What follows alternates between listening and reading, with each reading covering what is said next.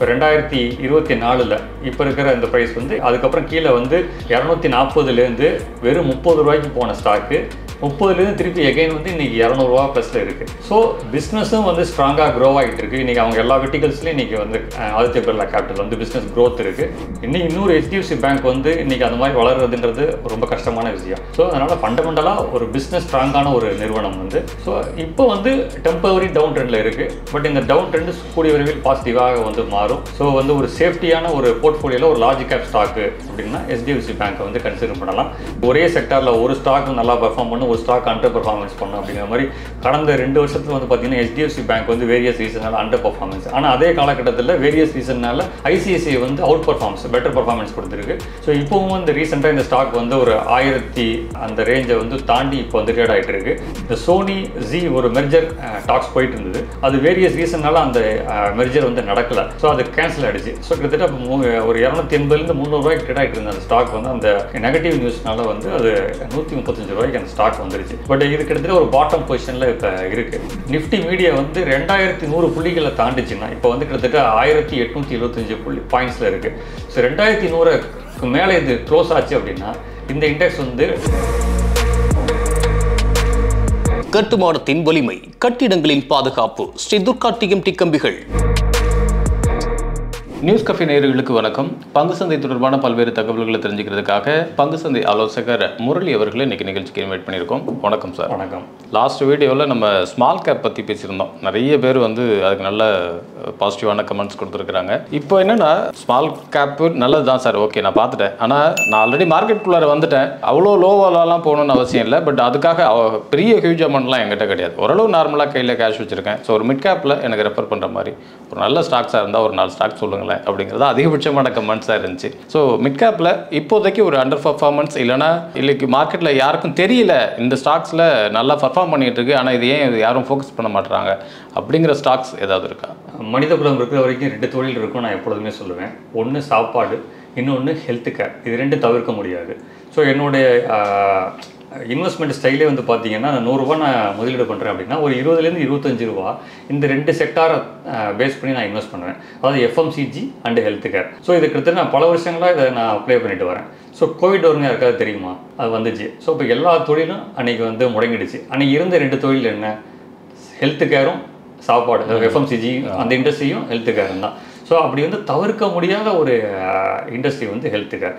So அதில் base பண்ணி ஒரு ஸ்டாக் வந்து இன்சூரன்ஸ். ஸோ இந்த ஹெல்த் இன்சூரன்ஸ் வந்து பார்த்தீங்கன்னா இன்றைக்கி வந்து ஒருத்தர் வந்து இப்போ முதலீடு பண்ணுறேன் சார், நான் வந்து மியூச்சுவல் ஃபண்ட் இன்வெஸ்ட் பண்ணட்டுமா, இல்லை வந்து ஸ்டாக்ஸில் இன்வெஸ்ட் பண்ணணுமா, இல்லை கோல்டில் பண்ணட்டுமா, ரிலையன்ஸில் பண்ணட்டுமான்னு கேட்டால் முதல்ல வந்து ஃபஸ்ட்டு நம்ம ஹெல்த் இன்சூரன்ஸ் எடுத்து வச்சுக்கோங்க அப்படின்னு சொல்லுவோம். காரணம் என்னென்னா நமக்கு முதல்ல செய்ய வேண்டியது நம்மளுடைய ப்ரொடெக்ஷன், சேஃப்டி. ஸோ அப்படி இருக்கும்போது அந்த ஏர்ன் பண்ணக்கூடிய ஒரு பர்சனுக்கு ஏதாவது ஒன்று ஆயிடுச்சுன்னா அந்த குடும்பம் வந்து பொருளாதார ரீதியாக பாதிக்கப்படும். ஸோ இப்போ வந்து இல்லாட்டினா என்ன ஆகும்னா நம்ம சம்பாதிச்ச காசு எல்லாத்தையும் செலவு பண்ணுற மாதிரி ஆகிடும், அப்படி இல்லைனா கடன் வாங்குற மாதிரி ஆகிடும். ஸோ இந்த மாதிரி பிரச்சனையிலேருந்து நம்ம தவிர்க்கணும் அப்படின்னு சொல்லி சொன்னால் இன்றைக்கி வந்து இன்சூரன்ஸ், ஹெல்த் இன்சூரன்ஸ் முக்கியம். அதில் வந்து ஸ்டார் ஹெல்த் இன்சூரன்ஸ் வந்து இன்றைக்கி வளர்ந்து வரக்கூடிய நிறுவனம். இப்போதைக்கு வந்து இது ஒரு அண்டர் பர்ஃபார்மன்ஸ் கேட்டகரியில் இருக்கக்கூடிய ஒரு ஸ்டாக்கு தான். பட் நீண்ட கால அடிப்படையில் இது தவிர்க்க முடியாத ஒரு இண்டஸ்ட்ரி.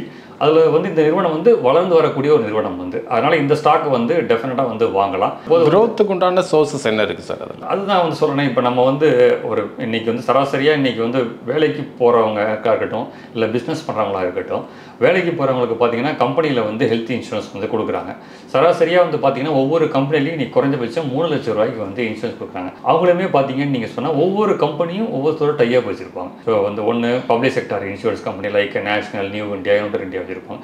இல்லை ப்ரைவேட்டுங்கிற மாதிரி star, HDFC, tata, ICICI, Birla, இப்போ மேக்ஸ் பூப்பா, இந்த மாதிரி நிறைய கம்பெனிஸில் இருக்குது. ஸோ அப்போ வந்து நீங்கள் தனிப்பட்ட முறையில் பிஸ்னஸ் பண்ணாலோ இல்லை வந்து ஒரு சேலரி பீப்புளாக இருந்தாலுமே இன்சூரன்ஸ் வந்து உங்களை ஏதோ ஒரு விதத்தில் வந்து உங்களை ரீச் ஆக தான் போகுது.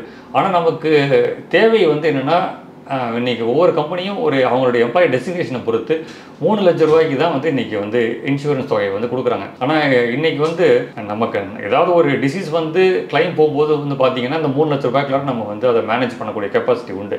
ஆனால் ஒரு ஆக்சிடென்ட் ஆகிடுதுன்னு வச்சுப்போமே, அப்போ என்ன மாதிரி இன்ஜுரி வரும், அதுக்கு எவ்வளோ செலவாகும், எந்த ஹாஸ்பிட்டலுக்கு போகணும், எதுவுமே நம்ம கண்ட்ரோலில் கிடையாது. அப்போ எது நம்ம கண்ட்ரோலில் இருக்குன்னா அந்த ரிஸ்க்கை வந்து நம்ம எப்படி மேனேஜ் பண்ணுறோம் அப்படிங்கிறதா இருக்குது. ஸோ அதனால் வந்து ஹெல்த் இன்சூரன்ஸுங்கிறது வந்து வளரக்கூடிய ஒரு நிறுவனம். அதை தவிர்க்க முடியாது. சம்பாதிக்கிற ஒவ்வொருத்தரும் தான் செய்ய வேண்டிய முதல் வேலை ஹெல்த் இன்சூரன்ஸு. அதில் வந்து லிஸ்டட் கம்பெனிஸில் வந்து பார்த்தீங்கன்னு சொன்னால் பியூர் ஹெல்த் இன்சூரன்ஸில் வந்து லிஸ்டடாக இருக்கிறது வந்து ஸ்டார் ஹெல்த் மட்டும்தான். மொத்தம்லாம் வந்து ஒரு கம்பெனிஸ்லாம் வந்து ஒரு ஒன் ஆஃப் த ப்ராடக்டாக இருக்கக்கூடிய, இப்போ நேஷனல் எடுத்துக்கோங்க, நியூ இண்டியா எடுத்துக்கோங்க. ஸோ இந்த மாதிரி கம்பெனிஸ்லாம் நியூ இண்டியா இன்சூரன்ஸ் இருக்குது, லிஸ்டட் கம்பெனி தான்.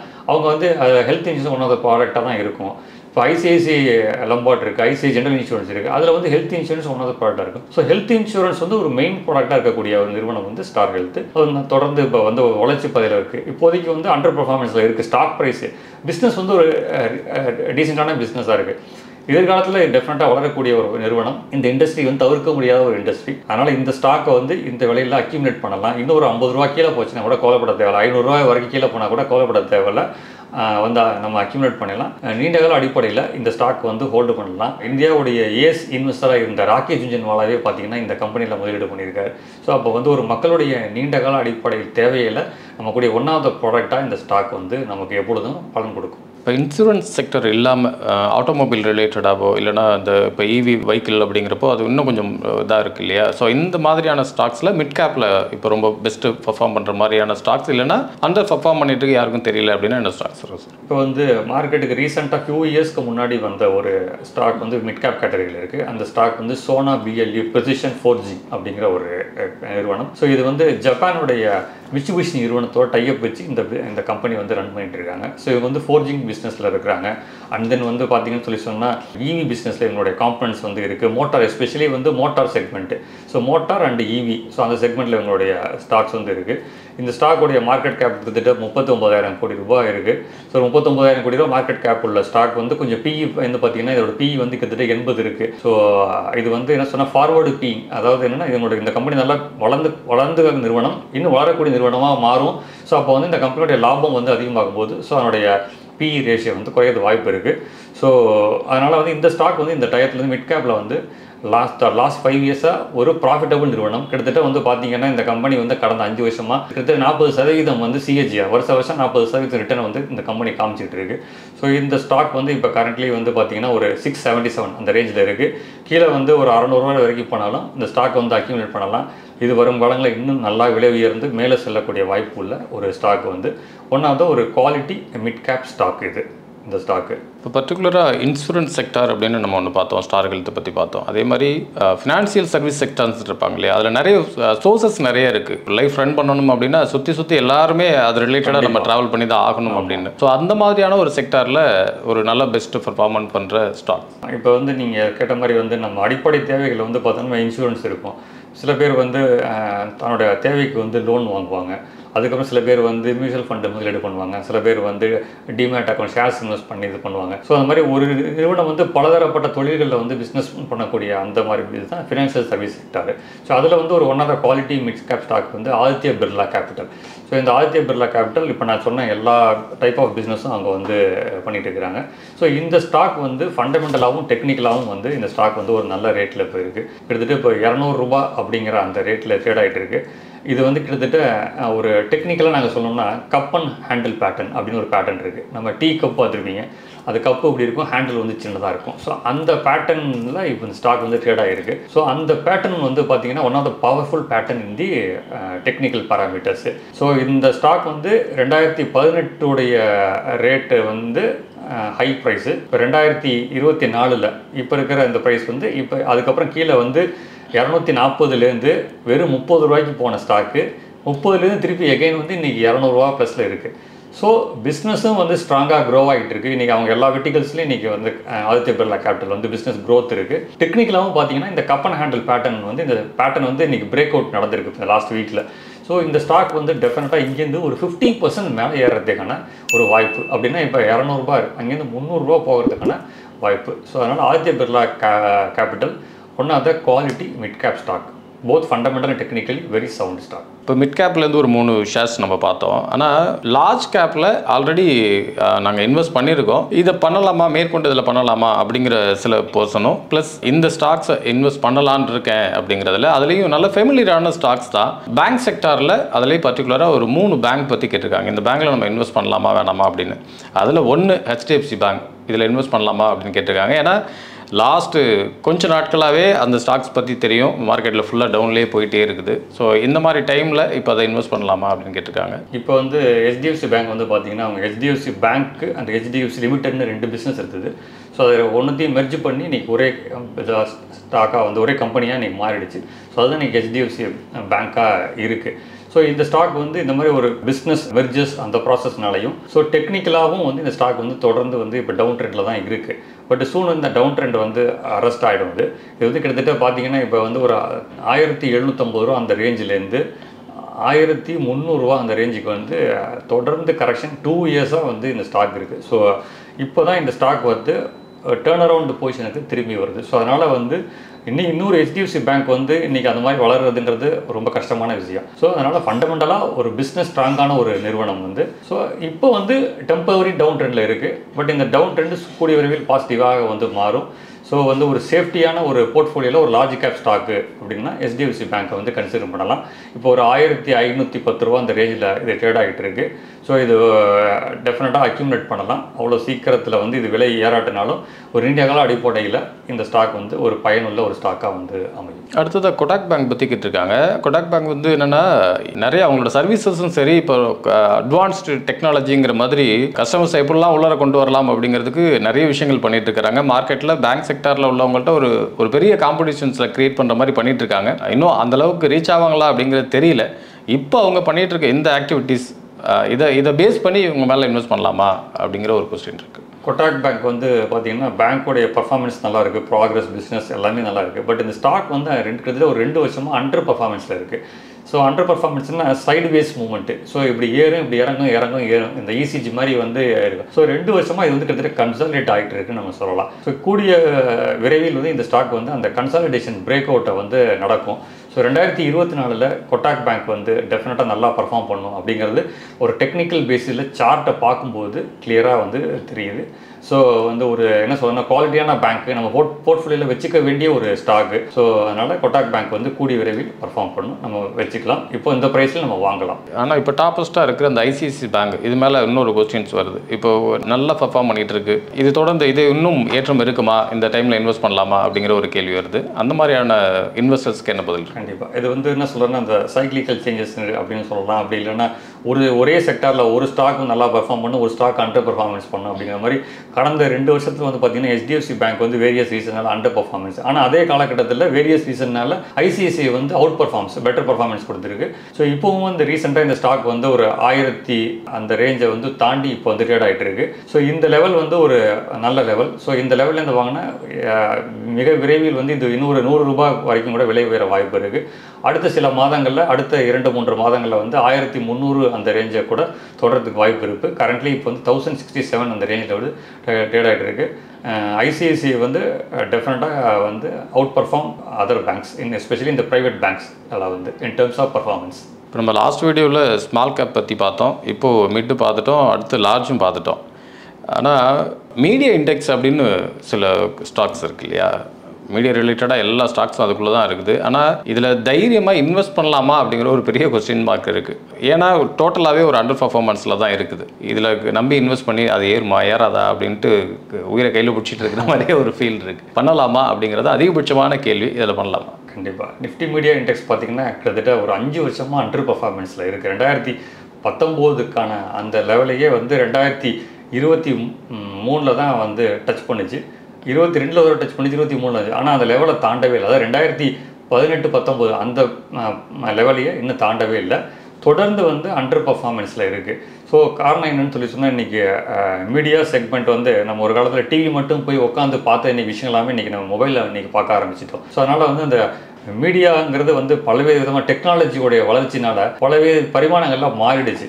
ஸோ அதனால் வந்து இப்போ அண்டர் பர்ஃபார்மன்ஸ் இருக்குது. பட் இது சீக்கிரமே வந்து இது எல்லாமே வந்து சேஞ்ச் ஆகும். ஸோ பிஸ்னஸ் வந்து நம்ம எப்படி இருந்தாலும், அதாவது ஃபண்டமெண்டல் ஆஸ்பெக்டில் எப்படி இருந்தாலும், டெக்னிக்கலாக வந்து நிஃப்டி மீடியா வந்து இந்த ரேஞ்சில் வந்து கன்சிடர் பண்ணலாம். டெஃபினட்டாக சூன் வந்து இந்த நிஃப்டி மீடியா இண்டெக்ஸ் வந்து ஒரு அவுட் பர்ஃபார்மிங் இண்டெக்ஸாக மாறுறதுக்கான ஸ்கோப் வந்து அதில் இருக்குது. அதில் ஹையஸ்ட் வெயிட்டேஜ் வந்து பார்த்திங்கன்னா ஜியும் PVR ஐநாக்ஸும், இந்த ரெண்டோடைய காம்பனண்ட் கான்ட்ரிபியூஷன் இல்லாமல் இந்த இண்டெக்ஸ் வந்து ரெக்கவரி ஆகாது. ஸோ இப்போ இந்த இண்டெக்ஸ் ரெக்கவரி ஆகணும் அப்படின்னு சொல்லி சொன்னால் ஜி பர்ஃபார்ம் பண்ணணும். அதாவது ஜி என்டர்டைன்மெண்ட். ஸோ அது பர்ஃபார்ம் பண்ணணும். அப்புறம் வந்து பிவிஆர் ஐநாக்ஸ் வந்து பர்ஃபார்ம் பண்ணணும். இப்போ ஜி வந்து பார்த்தீங்கன்னா கிட்டத்தட்ட வந்து இந்த சோனி ஜி ஒரு மெர்ஜர் டாக்ஸ் போயிட்டு இருந்தது. அது வேரியஸ் ரீசன்னால அந்த மெர்ஜர் வந்து நடக்கலை. ஸோ அது கேன்சல் ஆகிடுச்சு. ஸோ கிட்டத்தட்ட ஒரு 280 300 ட்ரேட் ஆகிட்டு இருந்த அந்த ஸ்டாக் வந்து அந்த நெகட்டிவ் நியூஸ்னால வந்து அது 135 ரூபாய்க்கு அந்த ஸ்டாக் வந்துருச்சு. பட் இது கிட்டத்தட்ட ஒரு பாட்டம் பொசிஷனில் இப்போ இருக்குது. ஸோ அதனால் ஒரு நீண்ட கால அடிப்படையில் இப்போ வந்து ஜி வந்து வாங்கலாம். ஸோ பிவிஆர் ஐநாக்ஸும் பிவிஆர் மட்டும் இருந்தது. அப்புறம் அந்த ஐநாக்ஸோடைய அந்த மெர்ஜர் ப்ராசஸ்லையும் பிவிஆர் ஐநாக்ஸ் அண்டர் பெர்ஃபார்மன்ஸில் இருந்தது. இதுவுமே வந்து பார்த்தீங்கன்னா கிட்டத்தட்ட 1800 அந்த ரேஞ்சிலேருந்து ஒரு 1250 ரூபாய்க்கு வந்திருக்கு. ஸோ இதுவும் இப்போ வந்து ஒரு பாட்டம் கண்டிஷனில் இருக்குது. ஸோ இந்த 2 ஸ்டாக்கையும் வந்து நம்ம இப்போ இந்த பீரியடில் வந்து கன்சிடர் பண்ணலாம். இது வந்து இப்போ இந்த ஷார்ட் டேர்மில் உதவாது, ஆனால் நீண்ட கால அடிப்படையில் இது பலனளிக்கும். அதனால் இப்போ ரீசெண்ட் லோவான ஜியோட 135 பிரேக் ஆகாத வரைக்கும் அந்த ஸ்டாக் வந்து மேலே போகும். 135 பிரேக் ஆச்சுன்னு நம்ம எக்ஸிக்யூட் பண்ண வேண்டியது தான். ஏன்னா ஒரு எக்ஸிஸ்டிங் ஒரு லோவை வந்து கட் பண்ணிச்சுன்னா நியூ லோ தான் போகும். ஸோ அதனால் வந்து நம்ம இப்போதைக்கு 147 இருக்குது. ஸோ 135 ரீசெண்டாக போன லோ. ஸோ அது வரைக்கும் நம்ம ஃபோக்கஸ் பண்ணி இந்த ஸ்டாக் அக்யூமுலேட் பண்ணலாம். நிஃப்டி மீடியா வந்து 2100 புள்ளிகளை தாண்டிச்சுன்னா இப்போ வந்து கிட்டத்தட்ட 1875 பாயிண்ட்ஸில் இருக்குது. ஸோ 2100க்கு மேலே இது க்ளோஸ் ஆச்சு அப்படின்னா இந்த இண்டெக்ஸ் வந்து டவுன் ட்ரெண்ட்லேருந்து பேரிஷ் ட்ரெண்ட்லேருந்து புல்லிஷ் ட்ரெண்டுக்கு மாறிடும். ஸோ கூடிய விரைவில் வந்து அது நடக்கும்.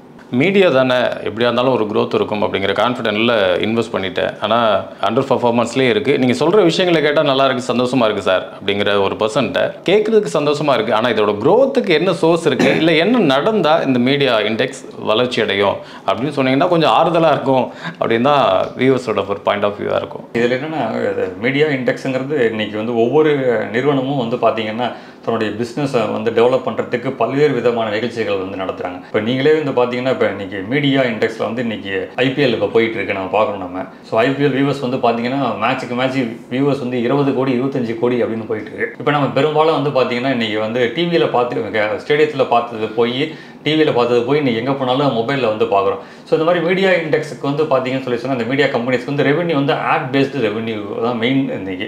ஸோ அதனால் இன்றைக்கி இருக்கிற ஹைலி காம்படிட்டிவ் என்விரான்மெண்ட்டில் இந்த மீடியா செக்மெண்ட்டில் இருக்கிற எல்லாருக்குமே வந்து அவங்களோட ரெவன்யூ வந்து தக்க வச்சுக்கிறது கஷ்டமாக இருக்குது. ரெவன்யூ வந்து வருது, ஒரு தடவை வருது, அடுத்த தடவை வந்து வராது. ஸோ அந்த ரெவன்யூ தக்க வச்சுக்கிறதுக்கு வந்து ரொம்ப போராட வேண்டியதாக இருக்குது. ஸோ அதனால் அதுக்கான முயற்சிகளை வந்து ஒவ்வொரு நிறுவனமும் பல்வேறு வழிமுறைகளில் டெக்னாலஜி யூட்டிலைஸ் பண்ணி அதை உபயோகப்படுத்துகிறாங்க. ஸோ வரும் காலங்களில் வந்து அது மாறும். ஸோ வந்து பட் இப்போதைக்கு வந்து அது அந்த டவுன் ட்ரெண்டில் தான் அது இருக்குது. Because of the under performance. Business இருந்ததுன்னா டெஃபினட்டாக ஸ்டாக் ப்ரைஸ் ரிஃப்ளெக்ட் ஆகும், அது பர்ஃபார்மன்ஸாக வந்து மாறும். இப்போதைக்கு வந்து டெக்னாலஜிக்கு ஒரு த்ரெட்டாக இருக்கக்கூடிய ஒரு இண்டெக்ஸ் இது. ஸோ வந்து பட் ஆனால் வந்து இன்னும் விரைவில் இதெல்லாம் சரியாகும். ஸோ டெஃபினட்டாக வந்து இது வரும் காலங்களில் ஒரு அவுட் பர்ஃபார்மிங் செக்டாராக நிஃப்டி மீடியா விரைவில் வரும். இன்றைக்கி நிகழ்ச்சியில் கலந்துக்கிட்டு mid cap, large cap and media index இது ரிலேட்டடாக நிறைய விஷயங்களை எங்களோட ஷேர் பண்ணிக்கிட்டீங்க. நிகழ்ச்சிக்கு வந்தமைக்கு மிக்க நன்றி. மீண்டும் மற்றொரு நிகழ்ச்சியில் சந்திப்போம். வணக்கம். இந்த வீடியோ உங்களுக்கு பிடிச்சிருந்தா லைக் பண்ணுங்க, ஷேர் பண்ணுங்க, கமெண்ட் பண்ணுங்க. மறக்காம பெல் பட்டனை கிளிக் பண்ணிட்டு சப்ஸ்கிரைப் பண்ணிடுங்க.